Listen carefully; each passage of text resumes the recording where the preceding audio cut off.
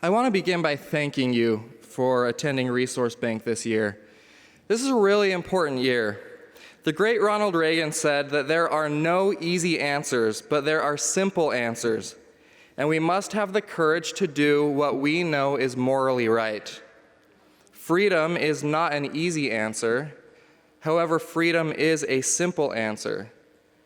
And it is up to us to do all we can to preserve freedom, for that is what is morally right. You know, in a time when socialism is rising in popularity, especially among my generation, it is encouraging to see so many of you in this room at Resource Bank 2019. You are engaged in the war against complete government control of every aspect of our lives. And yes, my friends, this is a war, and it is game on. When the government tells us how to educate our children, what energy sources we must use, where our children must receive their education and their health care, how big of a soda we are allowed to drink, and even what type of a straw we're allowed to use to drink that soda, that's when we know we have a problem. And we do have a problem, don't we? It is up to us, to each of us, to you, to me, to rise to the challenge and renew our commitment to freedom in the United States of America. Capitalism works. Did you know that capitalism has lifted more people out of poverty than any other economic system in the history of our world? Civil society works. Neighbors helping neighbors, communities solving problems, congregations instilling hope in people, and leaders like you and practitioners offering solutions. Now that is what makes America great. And just as the generations before me rose to the challenge to destroy socialism in the past, I hope you are ready to go to battle to make sure that America does not go down that path of destruction again. The rising leaders, the rising generation look to you. Many of you have been in the trenches for a while. You are our captains. You are our commanders. You know the playbook and you know the tactics of the left. We want to learn from you and we want to fight right alongside you. So over these next few days, we hope that you will roll up your sleeves, take part in crucial conversations, engage in the debates, contribute your expertise, your ideas, and find allies who will join you in the trenches. I hope all of you will rise and renew your commitment to preserving the principles of freedom in these great United States of America.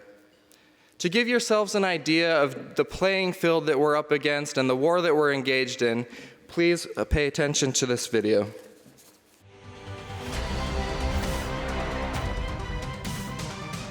We need to make public colleges and universities tuition free.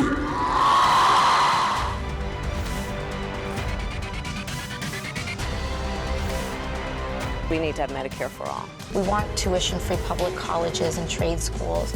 We want a Green New Deal to address climate change. Wall Street, corporations, and the super rich are going to start paying their fair share of taxes.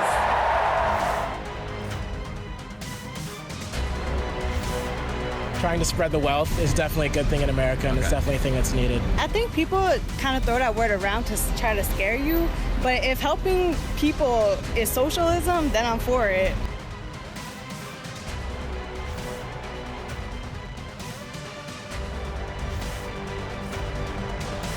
Tonight, we renew our resolve that America will never be a socialist country.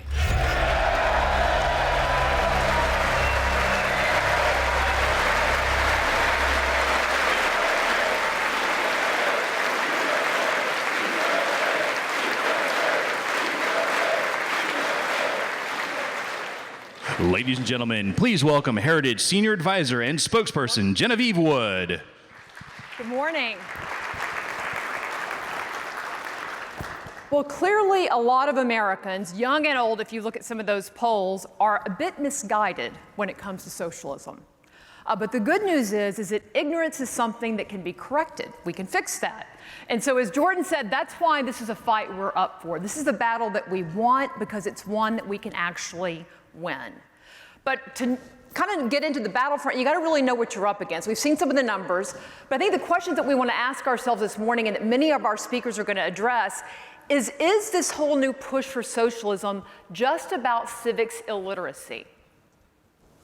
Who's really behind this effort? Who's pushing and funding the effort for the Green New Deal and Medicare for all?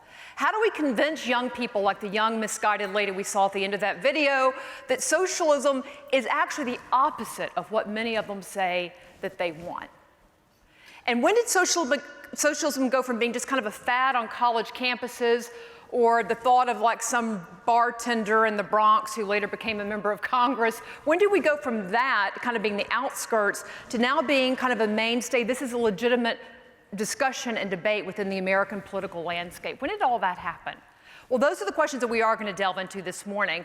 And I know, how many of you have had the experience over the last year of having to explain socialism, what it is, to maybe a family member, a friend, a coworker, any of you? Oh, a lot of folks. Well, that's a lot of what we want to talk about this morning, because if the individuals in this room and all the different organizations that we represent educate those around us, we can win this battle. And our speakers are here to help us really prep for that. But we want you to be participants in that. I know that we've already kind of gone through the phone exercise so you can know how you can ask questions of our speakers, and we're going to allow you to do that. But I want to start by doing a poll of our own. I'm going to ask you 2 poll questions. But in order to participate, you got to pull out your phone and pull up the Resource Bank app. Go to the home page, and then where you see the word schedule, go to schedule. The session that we're in is called Game On, so you select Game On, and scroll down to where you can access the poll. Is most everybody there? All right. So here's the first question. As many of you know, in 2018, we actually had 2 people elected to the House who were Democratic Socialist candidates. I already mentioned one of them, AOC, another congresswoman from the wonderful state of Michigan. But the question is, how many folks from the Democratic Socialist Party were elected at the local and state level nationwide in 2018? You have 3 choices. A, was it 11 people? B, 43, or C, 98? People are still voting. We have a lot of smart people in this room. The correct answer is B. It was actually 43 people across the country. Now, I want to point out 13 of those folks were in the state of California, and 6 of them are all in the District of Columbia, which is not a state, as we all know, but there's 6 Democratic Socialists in the District of Columbia. All right, let's go to question number 2. Since President Trump was elected in 2016, how many people have actually joined the Democratic Socialist of America organization? And again, you got 3 options. Is it 50,000? Is it 350,000? Or 1 million Americans who have joined DSA since 2016? Okay, I have really good news for you. It's only 50,000. Isn't that good?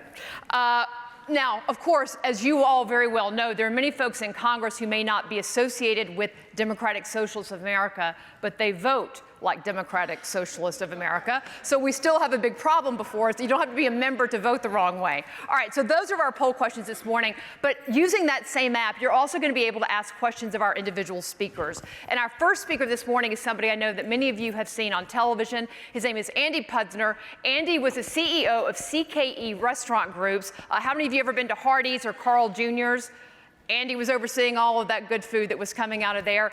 He is also a great political commentator, the author of The Trump Boom and The Capitalist Comeback, and he specifically is going to talk to us about why millennials are misguided and how we go about getting them back online. Ladies and gentlemen, please welcome Andy Puzder to the stage.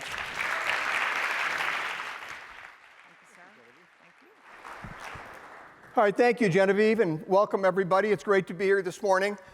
As Genevieve said, I was the CEO of a major corporation, an international corporation, but I wasn't born with a silver spoon in my mouth. I'm a working class kid from Cleveland, Ohio, who aspired to lift himself out of the working class. Thank God I lived in a country that had a capitalist economic system where I could lift myself out of the working class, rather than a socialist system where it may not even have occurred to me. But today, as we've been discussing, America's youth seems enamored with the concept of socialism and wants to abandon capitalism, which they view as oppressive and abusive. Now, why would that be? Well, a big part of it is our education system, which is controlled by teachers' unions, which you should read that as progressive socialists. And they teach socialist myths as reality. The other aspect is our media complex, which feeds all of us leftist ideology as entertainment on a daily basis.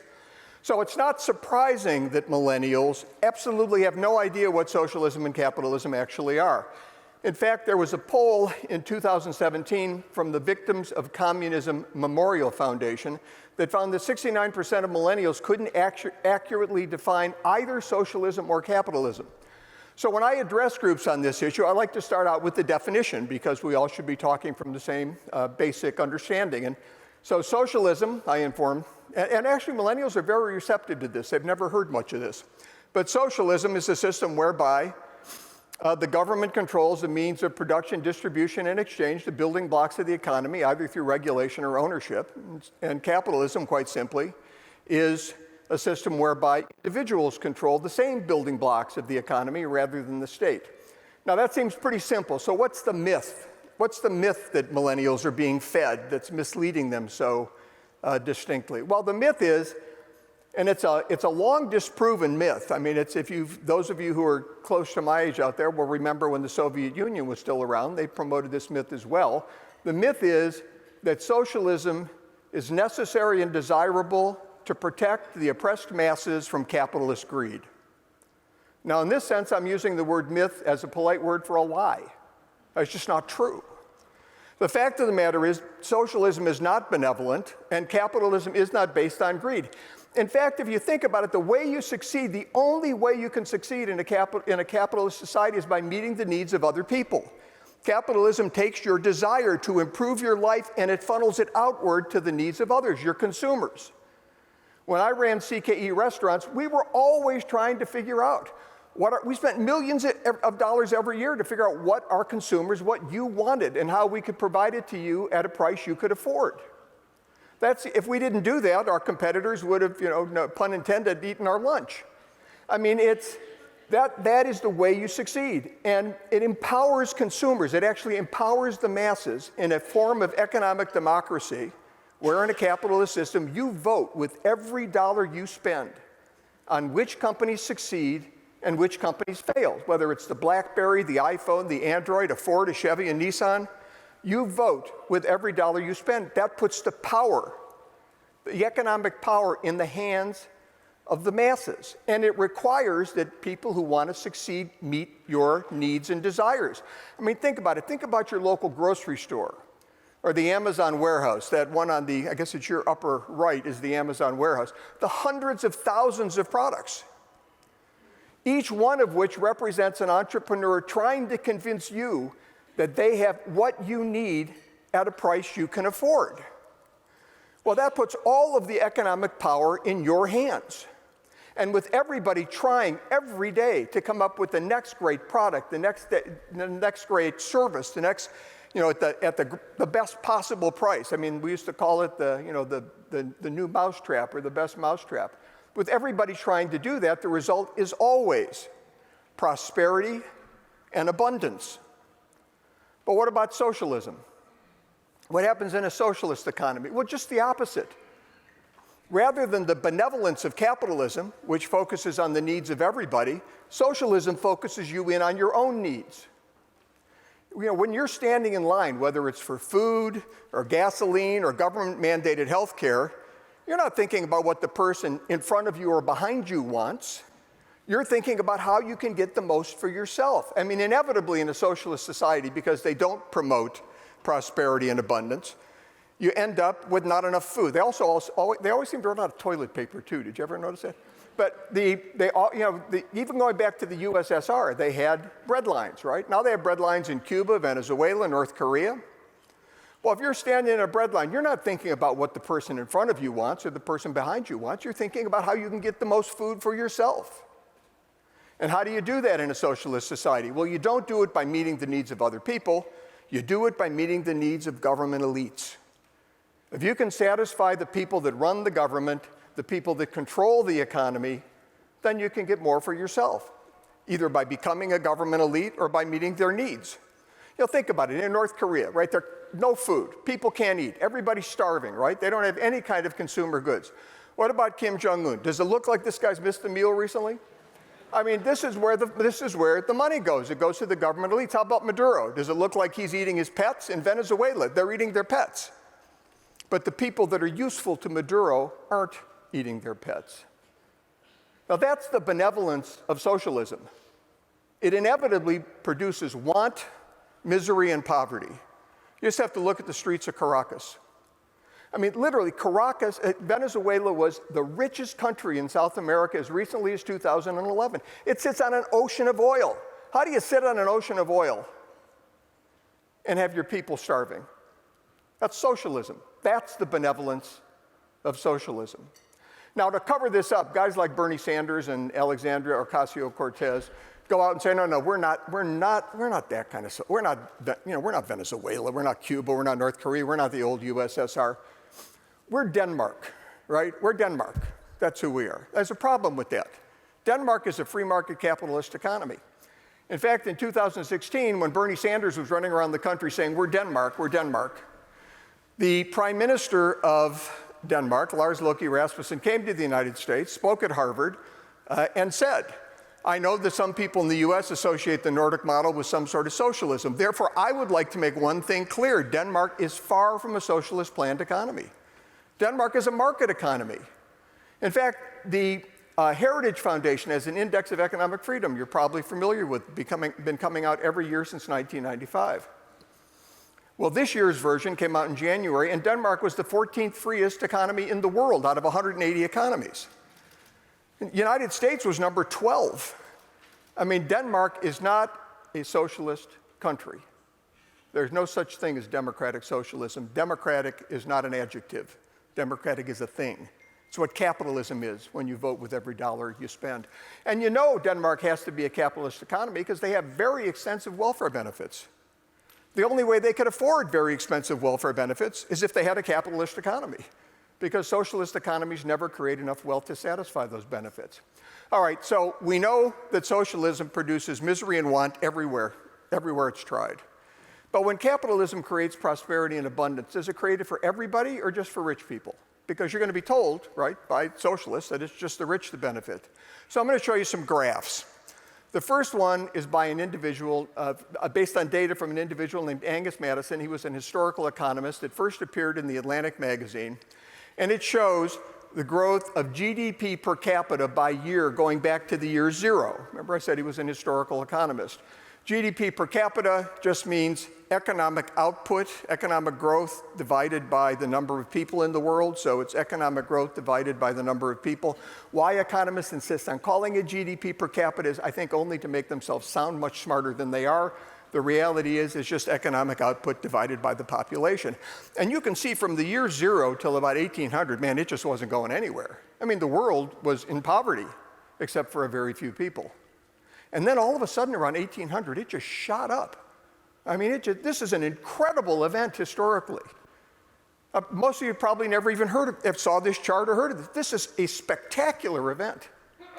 It affected your grandparents. It affected you, your children, your grandchildren. And what was it? Well, I showed this to a millennial son of mine a few years ago, and he said, Dad, you're going to tell me this is capitalism, but it's just the Industrial Revolution. It's not capitalism. So I had to show him another chart. The next chart showed where this happened and when it happened. And where it happened first was the United States. After we ratified our Constitution, our economy shot up. Once we got rid of that feudal economic system in the South, it shot up almost straight. Nothing had ever happened like this in history. Within 100 years, the United States went from 13 backwoods colonies on the coast of the United States. By 1885, we were the largest economy in the world and have been ever since. Two things happened to cause that. 1776, the Declaration of Independence, and in that same year, Adam Smith publishes The Wealth of Nations, describing how a modern capitalist system would work. We adopted it, we took off. How about Western Europe? Western Europe had, they had oops, I didn't mean to do that. Western Europe had a industrial revolution. You can see it lifted them up some.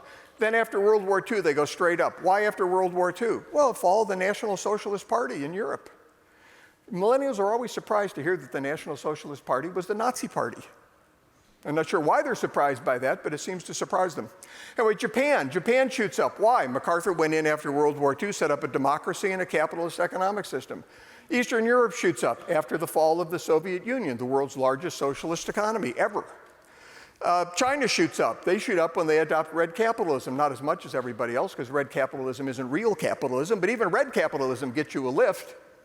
So we know it comes from capitalism, not the Industrial Revolution, capitalism. So, but does it reach everybody? Does it reach ordinary people? Well, one more chart. This is from the Wealth of Nations. This is from the World Bank, which does a lot of research on the world's economy. They found that going back to 1820, there were 94 out of every 100 people living in extreme poverty. By 2015, that number was down to 10 out of every 100 people. 94, by the way, 94 people in extreme poverty, that doesn't mean the other 6 were well off. Probably, 4 to 5 of them were living in some kind of poverty. I mean, read a book by Dickens if you don't believe that. This was a terrible, terrible situation. Poverty was rampant everywhere. That's that GDP per capita chart. I asked a friend of mine who's a techie to take the information and put the two charts together to see whether they correlated. He said he's never seen a correlation so direct. This is the only place you'll see this chart, by the way, because I had a buddy prepared. You can see the blue line, GDP per capita, the red line, the number of people living in extreme poverty. The correlation couldn't be clearer. What happened with the Soviet Union? The Soviet Union fell in 1991. You remember, those of you that are my age remember the joke at the time was the only place you could find a socialist was the faculty lounge at Harvard. That's now changed because people forget about the fall of the Soviet Union. But when the Soviet Union fell, what happened? Well, hunger, poverty, illiteracy, child mortality, and pollution all dropped like a rock. This is from a Austrian historian and author using World Bank data. But look at that red line, that's poverty. I mean, fewer dead children, less poverty, less hunger. That's the benevolence of capitalism. And by the way, what this chart doesn't tell you is that at the beginning of this, the fall of the Soviet Union, there were 2 billion fewer people in the world. So poverty, hunger, pollution, child mortality, all come down, even though we have 2 billion more people in the world. That's the benevolence of capitalism. Now today, so when I speak to millennial groups, I always tell them I have a great message for you. I have a wonderful message. The economic system under which you live, the economic system that is your legacy, is the greatest system ever devised in the history of the world. It allows our farmers to feed the world because by feeding the world, they can better feed themselves and their families. It allows our entrepreneurs to rebuild the inner cities because by renovating buildings, opening up grocery stores and restaurants, they can help their communities and their families. It is the best system ever devised for the poor and the marginalized. It empowers them as consumers who vote with every dollar they spend. And it creates the opportunities that can lift them from the working class or from below the working class. And it can lift millennials. I mean, every generation is concerned about having a better life, right? They want everybody to do better. Well, the capitalist economic system is the way that you can have that better life. And it's now your legacy, and it's yours to protect and defend. You can either pass the political and economic freedoms and liberties that you inherited onto the next generation in as good or better shape than you inherited them, or you can let them die.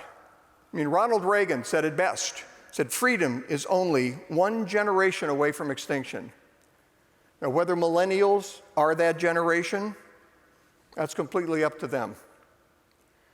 All I can say is that I hope God blesses them in their endeavors. I hope God blesses every one of you, and I hope God blesses the United States of America. Thank you very much. Well, if you have a question for Andy, please send it in on the app and just state your name and what state or what organization you're from, and I will work that into the questions I have. Andy, we were just talking before we got started. You were, I think you had an opinion piece on Fox Opinion this morning. I did. We see all these polls showing millennials and even a lot of just average Americans, they don't have to be under the age of 30, are increasingly kind of open to socialism. But you point out that when you get the wording right and you get more specific, that's actually not what most people are in favor of. It's true. I use the word capitalism because it's so, I think people should understand that capitalism really is a benevolent system. I don't think we should run away from it. But in this Gallup poll, while 43% of Americans said they favored some form of socialism, the interesting thing was that when you took out the word socialism and inserted free markets, when you took out the word capitalism and inserted free markets, you took out the word socialism and inserted government, people wanted free markets to determine how wealth was distributed by 68%. Wages, they wanted free markets to determine wages by like 65%. I mean, the numbers were huge. Even on healthcare, it was 53% in favor of free markets determining how we got healthcare rather than government. And on technology, it was 75% in favor of free markets. So a lot of times it's just a matter of getting people to understand that when they talk about socialism, they're not talking about some benevolent system where they're going to be given everything for free and the poor will be taken care of and life is wonderful and everybody, goes out singing Kumbaya. It's government, and government inevitably makes things worse. How much of this, Andy, we've heard a lot of politicians, Bernie Sanders certainly is one of them, but many talking about the inequality problem, right? We have a big inequality problem in the country. Do you think that's driving the feeling behind millennials that things aren't fair and that's why, therefore, we have to kind of level the playing field? Yes, and really, I wish I had more than 4 minutes to talk about this. Number one, the way that Bernie Sanders measures inequality, right? He takes research by Piketty and Satz, which ignores taxes and ignores government transfers or welfare benefits. So what they're saying is income inequality has increased if you ignore the fact that 90% of taxes are paid by the top 10% of taxpayers, and you ignore the fact that a lot of that money goes to people at the bottom. In other words, they're just looking at pre-tax wages before things like Social Security, food stamps, Section 8 housing, Medicaid, which is a ridiculous way to look at this. I mean, if that were the way to look at it, then raising taxes to 70% like Elizabeth Warren wants to do, and giving every social program enacted that Bernie Sanders loves wouldn't affect income inequality by 1 cent. It would stay just the same because they ignore those things. The second thing is they ignore, you probably heard this out there, people out there saying that 40% of Americans couldn't afford $400 if they were faced with an emergency. Well, when liberals quote that, what they're not telling you is that number's from 2017. It's actually now, as of 2018, 39%. When President Trump took office from President Obama, it was 44%. In other words, with capitalist economic policies, that number's come down 5 percentage points, which is a little over 10%, in 2 years, basically. So that's another lie. So look, in a capitalist society, you make more. There will always be inequality because you benefit disproportionately when you benefit others disproportionately. For example, Steve Jobs. How many people have a smartphone? Probably everybody, right? Does anybody care that we pay 25 or 50 cents more for it because Steve Jobs made a profit on this? I mean, he invested everything he had, could have lost all his money. Or Amazon. Do we care that Jeff Bezos made a lot of money in Amazon? You could have bought Amazon stock, for a song and a dance 15, 20 years ago. And Jeff Bezos believed in it, and he's created the greatest distribution system in the history of the world. When you benefit people disproportionately, you profit disproportionately. That's why we have Jeff Bezos-like people, and Henry Ford-like people, and Steve Jobs-like people, and Bill Gates-like people, and socialist countries don't, because we're willing to reward them. So there will always be some disparity, but it's nowhere near what you're being told. Great question following up on that. It's from Ken at Competitive Enterprise Institute. And he asked a question. He says, look, you're a great advocate as a businessman for capitalism, but why are so many peers of yours in the business community not doing a better job of advocating on behalf of capitalism? Well, I think a lot of them are afraid. When you're running a company, let's say, I don't know, McDonald's, right? You don't want just Republicans coming in. You don't want just Democrats coming. You want everybody coming in. So whether it's Ford or whatever company you want to pick, you want people coming in. Now, when I ran Carl's and Hardee's, some of you may recall the marketing. We marketed the young, hungry guys. And they didn't really care about my politics, so I was on pretty safe ground. I could pretty much say whatever I wanted.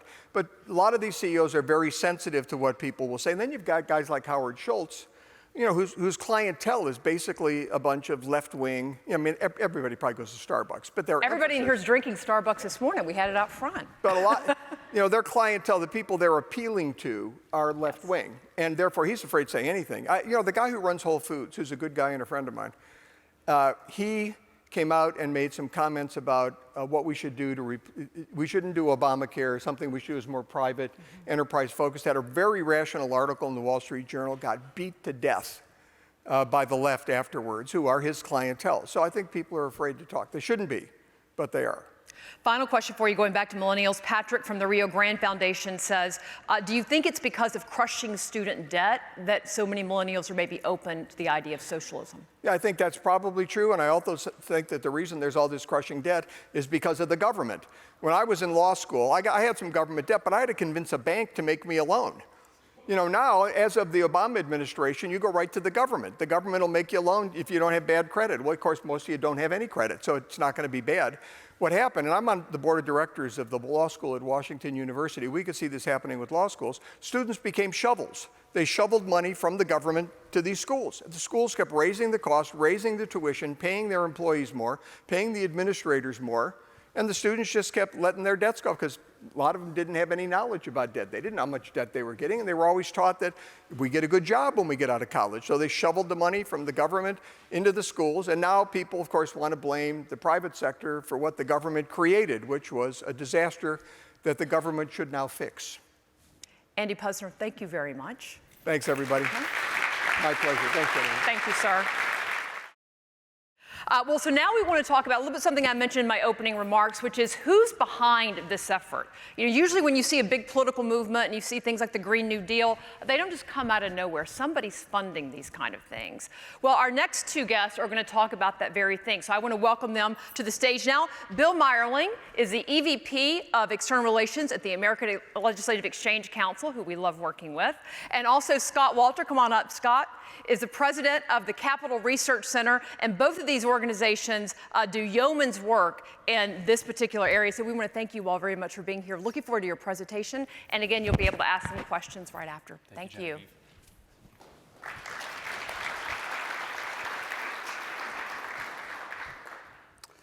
Thank you, Genevieve, and thank you, Bridget Wagner, for the opportunity to share with this group of leaders today, to be part of a resource bank themed around Rise and Renew.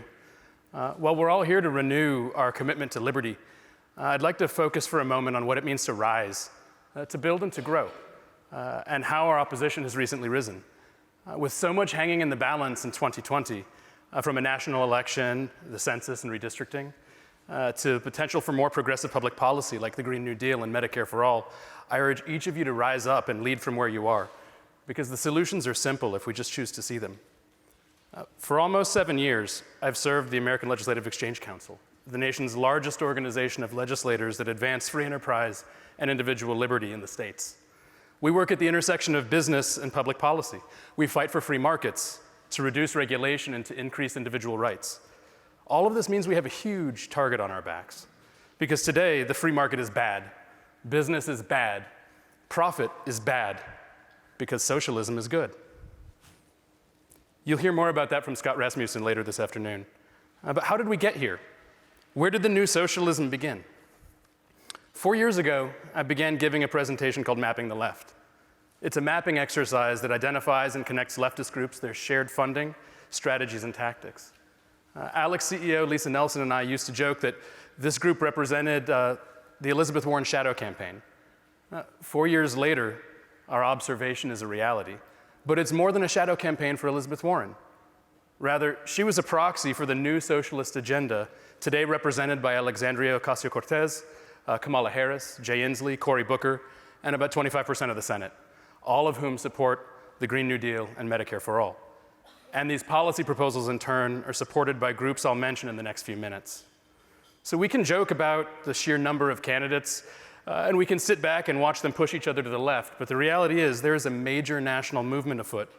And while we might just be taking notice, this campaign for 2020 This campaign for the hearts and minds of the young, for the future of Americans, started almost 15 years ago. In 2005, 4 liberal megadonors came together in Colorado. They didn't agree on the issues, but they agreed broadly that traditional political parties would not bring change.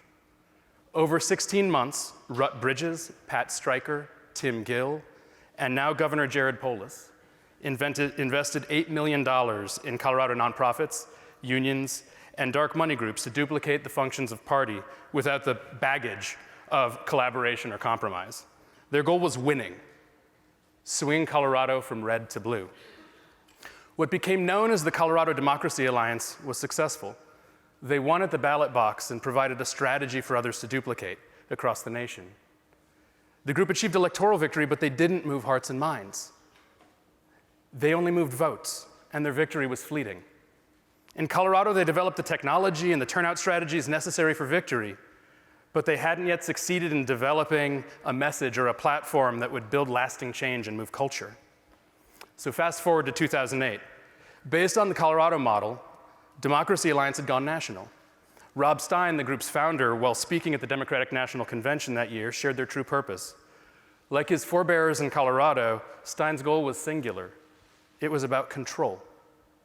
He shared, "The reason it's so important to control government is because government is the source of enormous power. One president in the country appoints 5,000 people to run a bureaucracy, a workforce of 12 million people that spends $3 trillion a year. That number is larger than the gross domestic product of all but 4 countries on the face of the earth." He continued, and in order to do this, we need to focus on the states. His point was that liberals for far too long had focused control in Washington by controlling Washington. Their group's focused ideas named advocacy at 1 building and 535 people. Now fast forward to 2010.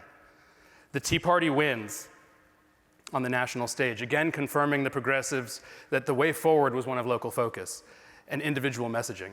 The free market movement had a deep bench, and Democracy Alliance donors believed that they were far behind. They needed to build an army coalesced around a new ideology. By this time, Democracy Alliance was the biggest deal none of us had ever heard of.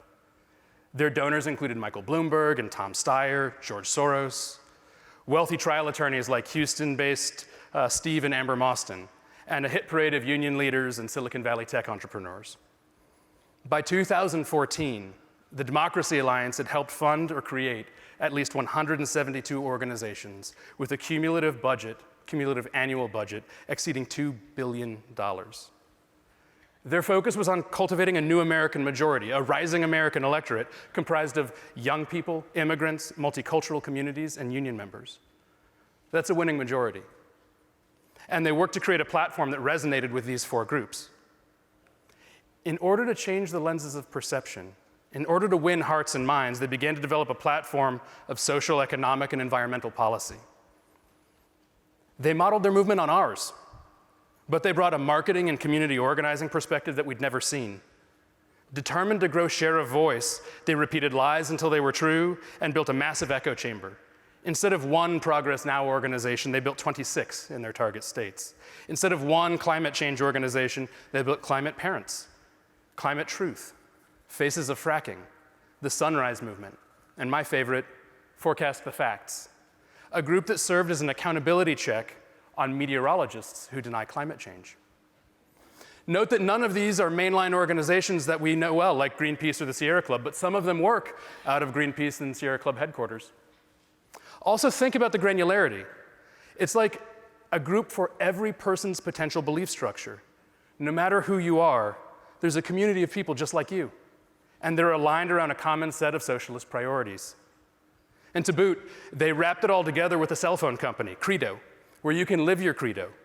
Your network access fees go directly into progressive advocacy, and they'll message you with opportunities to sign petitions and take action. By 2016, the leftist campaign reached a fever pitch. For 2 election cycles, Republicans had continued to make electoral gains, and they thought they had the presidency locked up. They thought they'd achieved the control that the Democracy Alliance leadership had long discussed in a transfer of power from President Obama to President Clinton. But Donald Trump won, and Republicans preserved their majority. As the indivisible and resist movements prove, This is exactly when they turned their campaign into overdrive.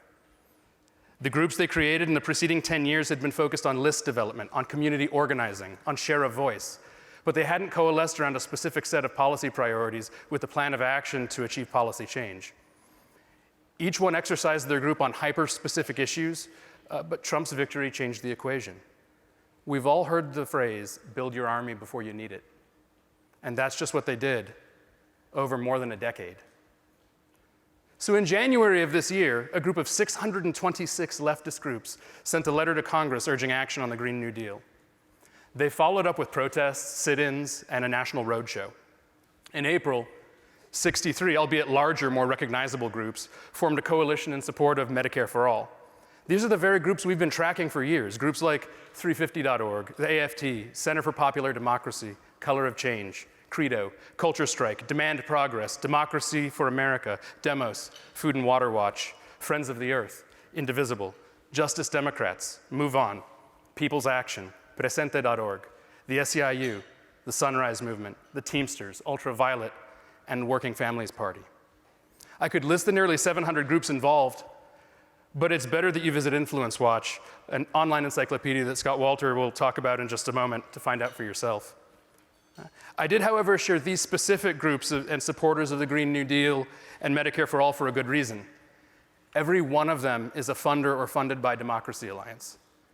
Every one of them works with the Center for Cultural Power, formerly known as the Citizen Engagement Lab, a group that serves as an accelerator for community organizing focused on culture change as a prerequisite for political change.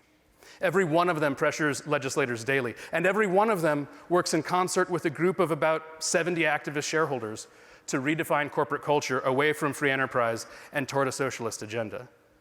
Because who needs a law if you can change corporate behavior and, in turn, culture? You'll learn more about that from Justin Danoff and Brian Glicklick tomorrow morning. The reality is, we've been lied to. America has been lied to. And the people that are doing it are so few, they could have fit in the elevators you rode down to this conference today.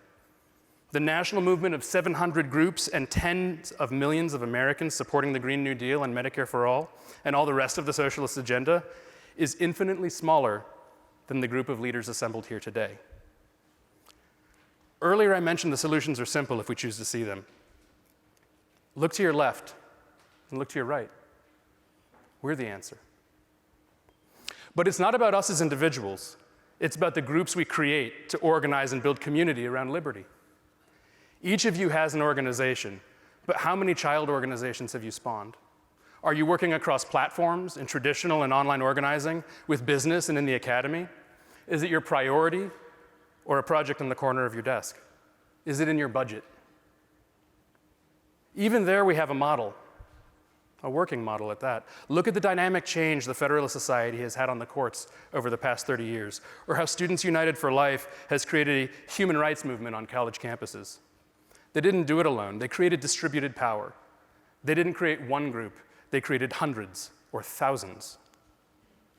We have a base upon which to build, and the answer is right here in this room. So it's time to rise and renew. Thank you. Very nice. Well, thanks so much, Bill, for that inspiring talk, and thanks, Genevieve, for inviting me here. I'm going to start with this little slide, which you don't need to read all of, and it's only a tiny fraction of your enemies on the left. These are the four chains you see hanging there are from four interlocking nonprofits at a giant all controlled by a giant for-profit entity called Arabella Advisors. There are actually, if we had all of the boxes that should be on there, there would be over 340 boxes. But those things have no legal existence. The boxes themselves, they're just what we call pop-ups. They are websites and a few people who harass you and other conservatives every day. Oh, and by the way, in just 2017, they took in $582 million in those four top-line nonprofits there. If you count the money they took in from 2013 to 2017, 5 years, it's $1.6 billion. Now, As Bill mentioned, Capital Research Center is where I work, and we have created influencewatch.org to map all this for folks across the country. We want this to be something that helps the entire conservative movement. We want it to be something that you can go to every week to learn more about your enemies, because Sun Tzu said you must know your enemy as well as yourself. And also, of course, to the extent that you find things out, we want to archive everything that any conservative ever finds out about the other side on influencewatch.org. It's Capital Research's mission to investigate the left deeply and expose it widely. Now, Influence Watch is very simple. If you've ever seen sourcewatch.org, it's the same thing but in reverse. It's an online encyclopedia. It looks like Wikipedia. It mimics SourceWatch, and it's updated very frequently. And at the moment, it has around 7,000 entries, with dozens more going up each month. We also, if you want to know what we track on Influence Watch, there's activist groups of all kinds, C3, C4, C6, activists, donors, both personal, like Tom Steyer, institutional, like the Ford Foundation, unions, government agencies, movements like Black Lives Matter, Occupy Wall Street, Antifa, and even for-profits and vendors that are important to the left, like Catalyst. Now, I will brag that my staff, this is the beautiful picture of the last year or so of the number of searches that Influence Watch shows up on each month. At this point, it's nearly 5 million searches a month we pop into, and best of all is the search engine optimization that goes along with that.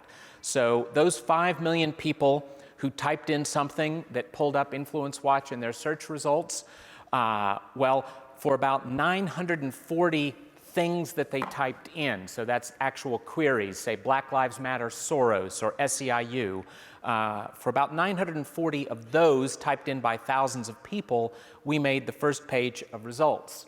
And some of the examples would be National Resource Defense Council Action Fund, Environment America, who funds Greenpeace, Tom Steyer, Sierra Club lobbying. And best of all, sometimes Google especially loves us. This is not us showing up as the first result in Google. This is us showing up in the little info box at the top of the page where Mr. Google tells you, oh, you want to know about AFL-CIO funding? Click on the entry at Influence Watch to find out. I really hope that Richard Trumka does that search one of these days. That would be very pleasant to contemplate. So here's how you can map socialism with Influence Watch. First, I'm going to talk about just two things, Medicare for All and Green New Deal, since those are the two biggest issue drivers now pushing America to socialism. And so if you go to MedicareForAll.org, you will find those groups that encircle there and others mixed up in this effort. MedicareForAll.org, the website, is actually run by the National Nurses United. You see there, it's one of the most far-left unions in America. Typically, unions run the umbrella groups like this for the left. With Obamacare, it was the SEIU that ran HCAN, Healthcare for America Now. That was the giant umbrella group that spent $60 million, most of it dark money from offshore accounts, to give you and the rest of us Obamacare. A couple other groups there to mention. There's Credo, you'll see, which Bill mentioned. That's the telecom company for lefties. It donates $150,000 a month to left-wing groups. How would you like to be able to control that much money? This next to it, you see Center for Popular Democracy. You remember those folks because you remember the two women who went in the elevator and harassed Jeff Flake because he might be voting for Brett Kavanaugh. Executive director of the center was there. At the top, I left in the Sanders Institute, although it doesn't exactly exist anymore because that's Mrs. Bernie's think tank. And because of their funding disclosure issues, they're suspending it for the campaign. But don't worry, Bernie is still there. Over on the left, you see Our Revolution. Well, that is a C4 run by Bernie. It gets funding from the Arabella Advisors empire that I started off with.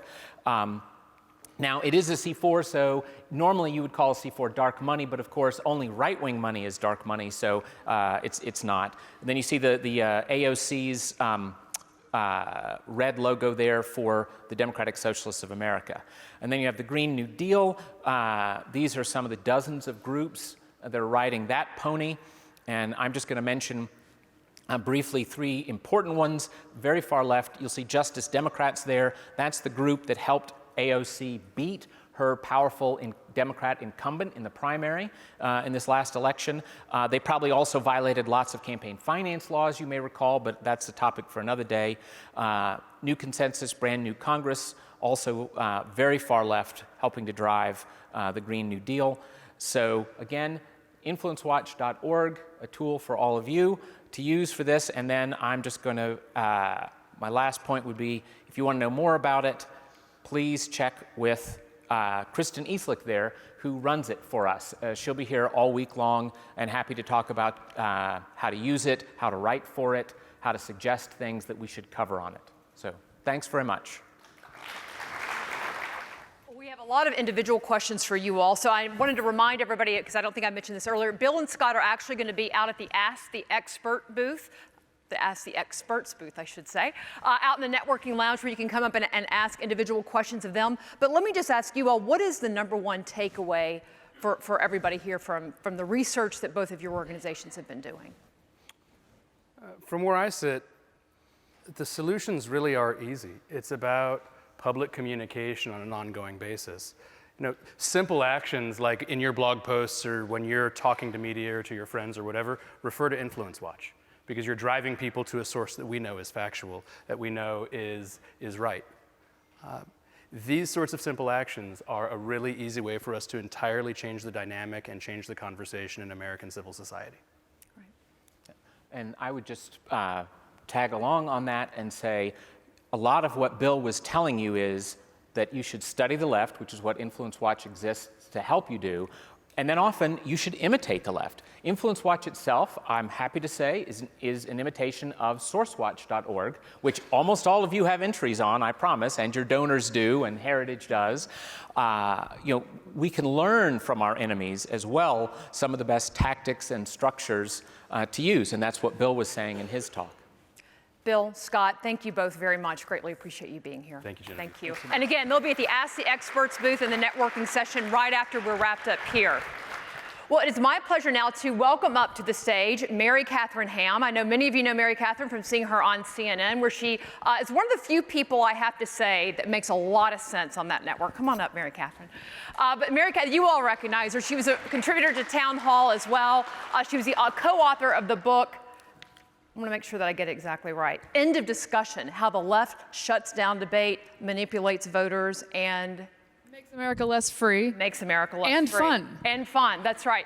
Mary Katherine, we're going to talk about how we kind of got here and why we are where we are today and what's happening in the political sphere. So I'm going to let you speak, and then I know folks are going to have a lot of questions for you. So the question is, what's behind the rise of socialism? And I think a lot of us know the answer sort of intuitively. There's an education system and academia that's a little bit stacked against us on this question. And there is a media that's a lot more friendly to socialism than those of us in this room. We know that. And we have to learn how to talk to people in order to get over the hump. We have a giant mountain to climb. I do want to note, by the way, I'm a Heritage alum.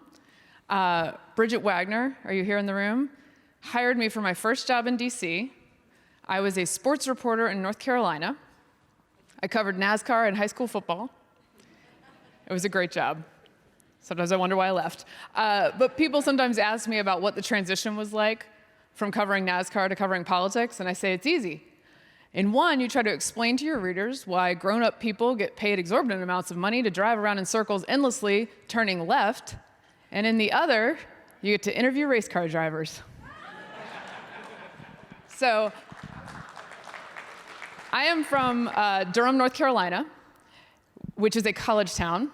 I've always been the ideological weirdo in the room. I've always been comfortable with that. I enjoy disagreeing with people. I enjoy poking and trying to figure out why we believe what we believe. And being the ideological weirdo in the room made me perfectly suited to be at CNN. But this is, I think, what I can add, because Mr. Puzder and these guys have really specific expertise. What I do, one of my friends calls it, I think affectionately, is I'm a professional chit-chatter. And that's good. We need to learn to do that. Because you cannot reach people on this issue. You cannot climb over the mountain and get people to believe that conservatives are not monsters unless you learn to connect with them.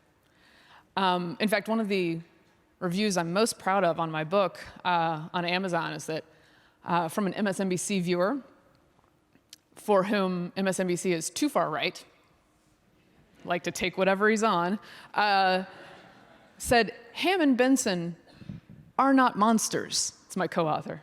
And I thought, it's good. It's a job well done. But that is the mountain we have to climb. And so I'm just a couple ways to do that. One, let's not be lazy.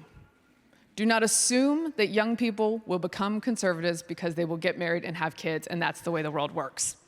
That's not the way the world works anymore. So we have to do the work.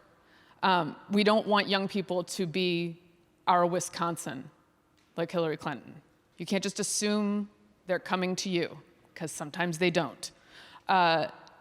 When it comes to chatting with people, and I tell liberal and conservative college students alike this when I talk to them on campus, don't try to convert people. Try to engage them. Because people can smell a conversion coming a mile away. Like street preachers who yell at people with the signs and the whatnot on campus when I was in college at University of Georgia. Go Dogs. Thank you. I will start woofing up here. Those guys, you may win a few folks over that way, but there's a whole nother kind of preaching that needs to be done. And so you need to be engaging people. One of the ways that I like to engage young people in particular on the question of socialism or government takeovers of industries is, you like your phone? I'm like, yeah, well, what do you like about your phone? Well, I set it up exactly how I like it. It has 87 apps that I specifically chose and put all the settings in. It has all the pictures I like. It has the background I like. It has the wallpaper I like. All the things. Every single thing about that tiny phone in your hand is customizable. And that's why you enjoy it. Now, why, in something like healthcare, this very important, vital thing in your life, have you decided what I want is just one way to do this thing? Your phone is customizable 300,000 ways, but your healthcare, you're going to go, yeah, I think you guys should just tell me that one size fits all. That's not a millennial way of thinking. But the problem for us is that the solution sounds simple. It sounds simple to say, like, well, they'll just take it over and it's going to work from there. And you won't have to do the whole health insurance thing, and you won't have to negotiate and all that kind of stuff. Sounds simple, but it doesn't work in reality.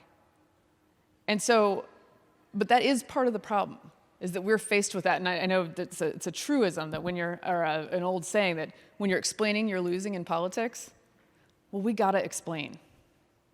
Because a lot of young people haven't heard what Mr. Puzder was just presenting, what you guys were just presenting, what our policy experts know, that they live in the most prosperous miracle in the history of humankind, partly because, and this is the second part of the problem, it seems too simple that all this works. Sometimes I wish the invisible hand was like a little less invisible, because people take it for granted that there are 18 kinds of Cheese Whiz, including vegan and gluten-free, at the supermarket every single day, a block from your house. And sometimes more if you're in a rural area. But there's an abundance of things available to you, but it looks easy that it got there. And it's very easy to take for granted. A couple other tips, one I use on CNN a lot. Keep a cool head. Like I said, there are street preachers and then there's another kind of preacher. We're policy people. We're people who care about ideas. We need to be keeping a cool head and we need to be chatting with people on that level. When I'm on TV, a lot of people's hair is on fire 24/7.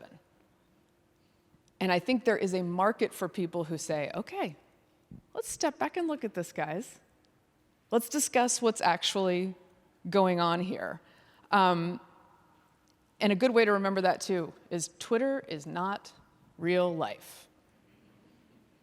Let me say it again. Twitter is not real life. Twitter is not American voters. And if we misunderstand America by getting caught up in the Twitter world, we will lose voters, we will lose hearts and minds. And I think that's what the 2020 Democratic field right now, by the way, is facing. They're going to get pulled so far into what Twitter cares about that it will be very far from what people in Wisconsin care about. This one's important. The data matters. And I love to throw data at liberals that messes with their heads. Like the fact that like Trump sort of solved the money in politics problem. Like when he ran for, suddenly money in politics wasn't a big deal when Hillary Clinton was spending like double what Trump spent. Liberals loved it then. But like data's important, but the story is more important. Stories are more important. And they should be woven together, but this is a perfect example in my own career. I argued against Obamacare on TV the whole time it was happening, in public, using all the data, saying, guys, it's pretty clear what's going to happen here. And then, lo and behold, all the things happened that I said were going to happen, and I was not alone. Many people in this room understood this as well. And they happened to me. And I lost 4 plans, maybe 5, I lost count, because I was in the private market, and I saw what was coming. And I told people, as we were reconsidering healthcare, well, these were the prices. There were losers in Obamacare, and there were winners. So don't ignore the people who were hurt by this, because they really exist. Again, nobody cared until I told the story about how I was a 32 weeks pregnant, widowed mother of a toddler, recently widowed mother of a toddler, and got a note from my insurance company that said, your plan's going away again. And I had to call my doctor and my insurance company and make sure that within the next 8 weeks, I could have a child on the insurance that I had been told would never go away by President Obama. Suddenly, everybody started listening to me. And on CNN, they started saying, wait, she has this perspective we didn't really even know existed, because they don't know people in the private marketplace. They haven't had to live in that space. And so telling those stories and finding those people makes you heard. And I hesitate to do it, and I know many of us do, because we want to stick to the data, and we want to make it about that. But you got to move people's hearts as well. And sometimes that means telling your story. And the last part is, I know it's hard.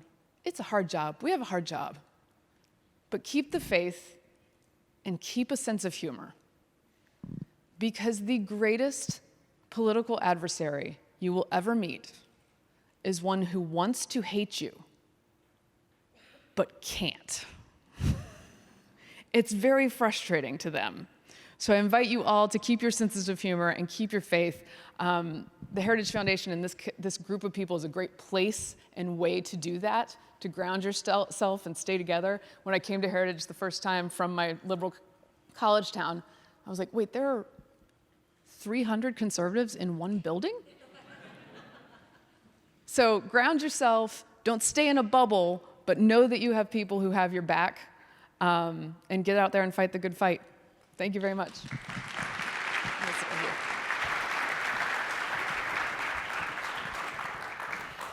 We also have really good coffee at Heritage, and it's not Starbucks either. We have these espresso machines. It's really nice. You have to come visit us if you haven't been there.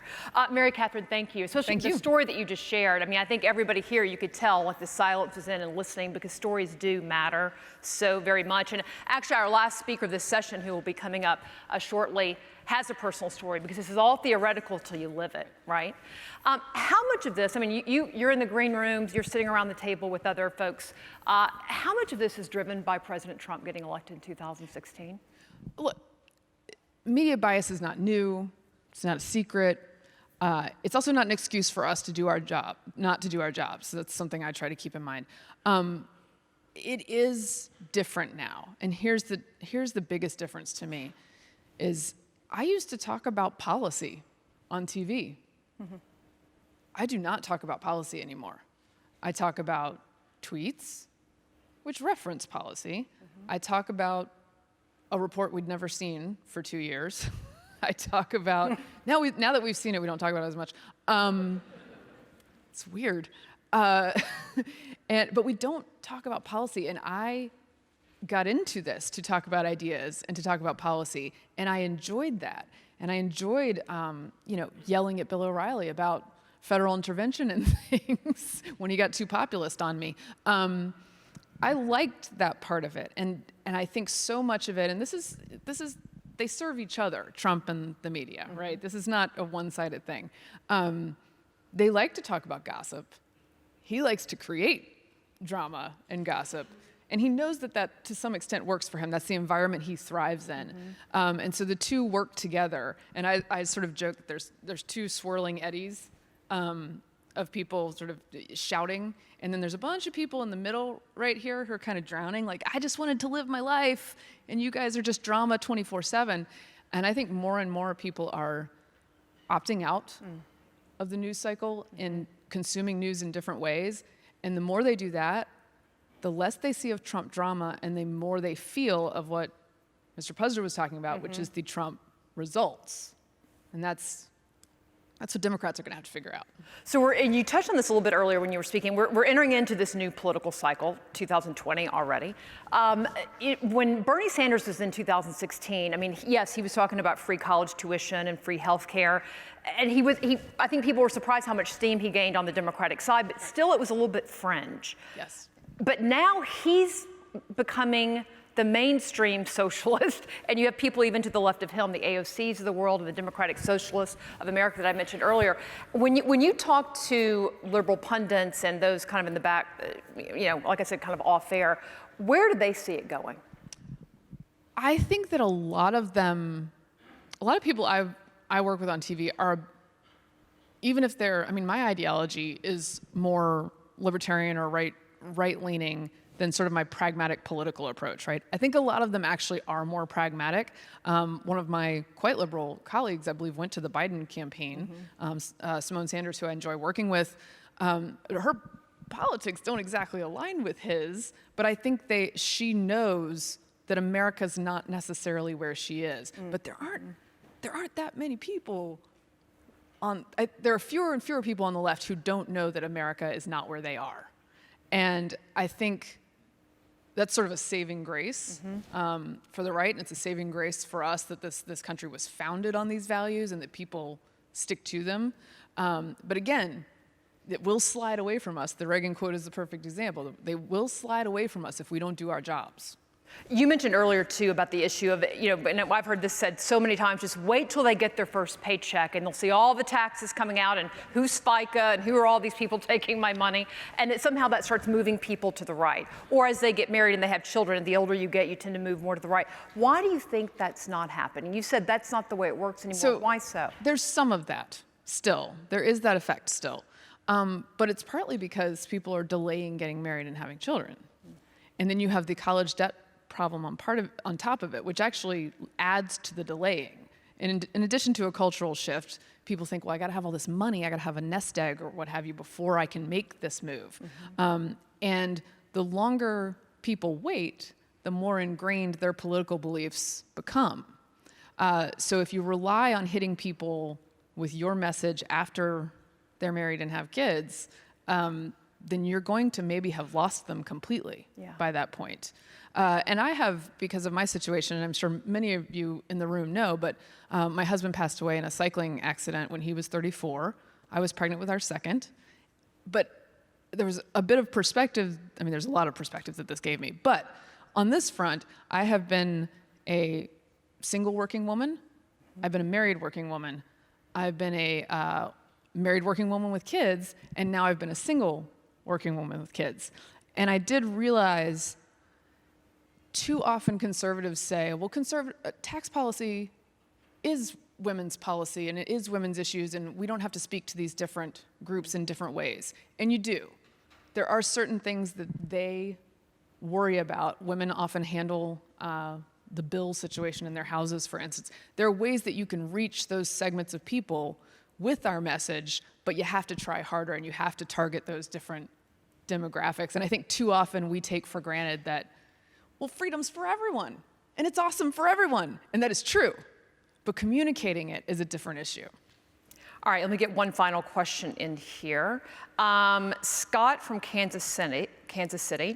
As a millennial, what is the best, most effective way to connect and communicate with other millennials about the damages of socialism? First of all, I'm like the grandma of millennials. I'm the oldest possible millennial. So sometimes I'm like, ugh, millennials. Just like the rest of you. Let me throw, maybe you can double this up on it too, because Lexi, who's one of the Rising Leader Fellows here, she said she attends Harvard. Mm-hmm. That's great, but we're also sorry. And can attest to your comment on where socialists go. How do students stand up to professors who preach these ideologies to influence our peers in the face of powerful institutions? So both of these are communication questions. Okay, so I talk to college groups a lot. And again, speaking with young people, there is a mountain to climb. Liberals do us a favor on campus, though, by being real blowhards. Like, it's really bad.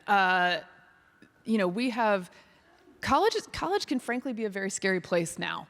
Even if you're a dyed-in-the-wool liberal who happens to disagree on one issue, it can be a frightening place to talk. It's not like it was when I was at school. You know, I can talk a big game about how I've blabbered all through college, and I did. But it is hard to stand up for yourself. Mm-hmm. And that's why I love organizations on campus that have, AEI has put some out there, Heritage puts some out there, New, which is a women's group on campus that just give people somewhere to feel, I apologize for the term, but have a safe space to be conservative. But and this is why part of the book title, End of Discussion, is that they make America less fun, because they're the new Puritans, particularly on campus. You can't say this, you can't watch that, you can't wear that t-shirt. And it's just mainstream stuff. Like, you can't have comedians on campus anymore because comedians are scared to, like, Chris Rock doesn't want to do campus shows because somebody will tell on him. Somebody will tattle on Twitter.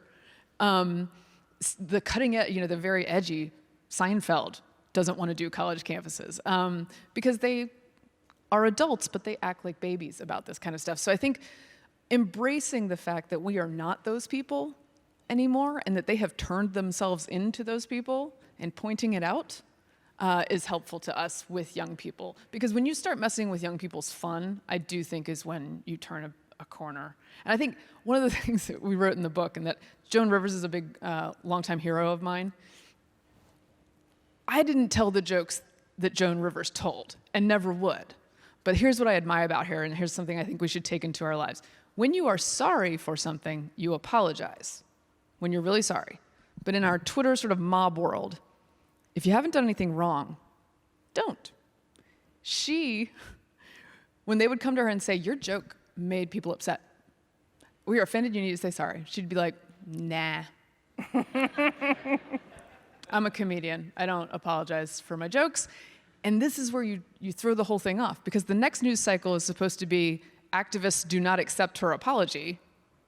And then you move on to the next news cycle. Once she doesn't apologize, they all go, I guess we should find a new victim, right? But like that kind of fun killing works in our favor, and we should point it out. Ladies and gentlemen, please help me thank Mary Katherine Ham. Thank you. And watch her on CNN. She's a good time. Yeah, you can leave it right there. It's just fine. Thank you. Thanks, guys.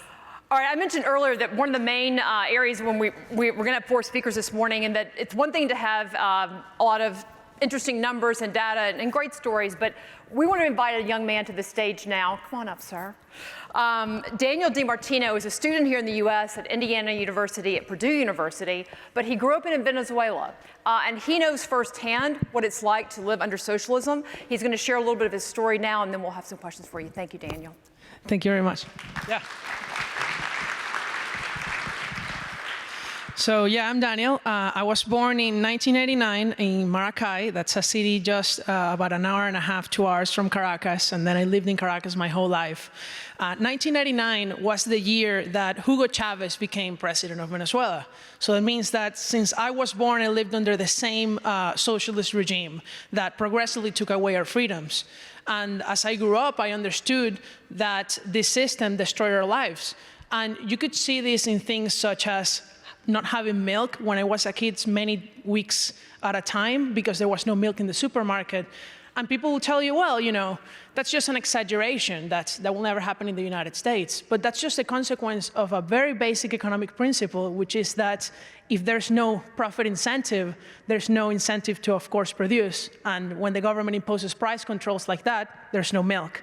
So this progressively happened in our country. Just as I had no milk many times, then we didn't have electricity, then we didn't have water, then we didn't have almost any food in the staples. So you had to resort to black markets, you had to resort to things that were illegal, you had to look for places that you never thought you're going to buy just groceries. My mom used to say that it's crazy, she ran, part of the things that she did when I was growing up is that she made chocolates to sell from home. And it was crazy because she had to purchase chocolate like if it was a drug, like an illegal drug, hidden, hiding in places. She told me, like, this is crazy. This is like if we were buying cocaine and it's just chocolate. Yeah, they sold it to you in bags. It was crazy to hide it. And the other terrible thing that our system did was that because of all this excessive government spending for social programs, which in reality were just buying votes, the government didn't have enough money to pay for them, so they just printed it. And I made a picture, I don't know if you can pull it up backstage. So all that money, and that was in 2017. It was not worth anything in 2017. Those are thousands and thousands of bolivars. They actually just changed the currency again to take away so many zeros because of inflation.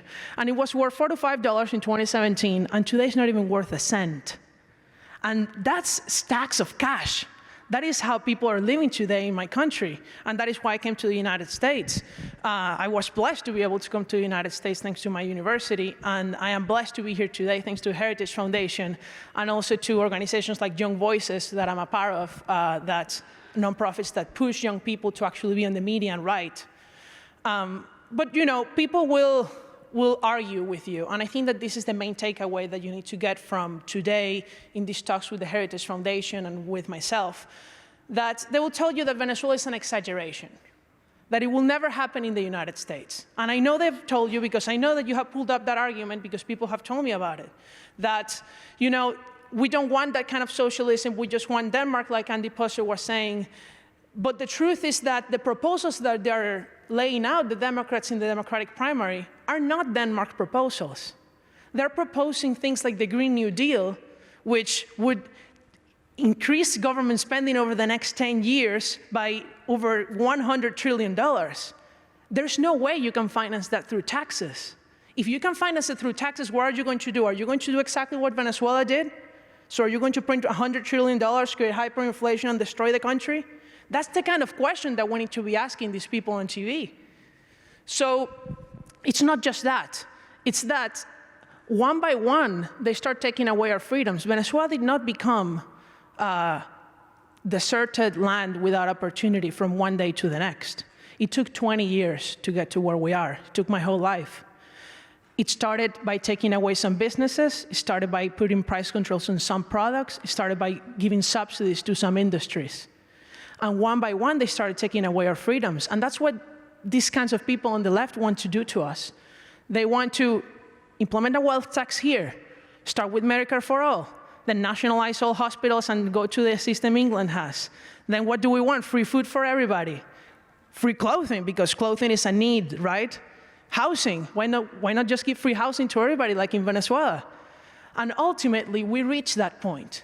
So what I want you to go out today and tell everybody in your friends, in your group, that freedom is very precious. And once you lose it, it's very hard to gain back. Ronald Reagan used to talk about it very much.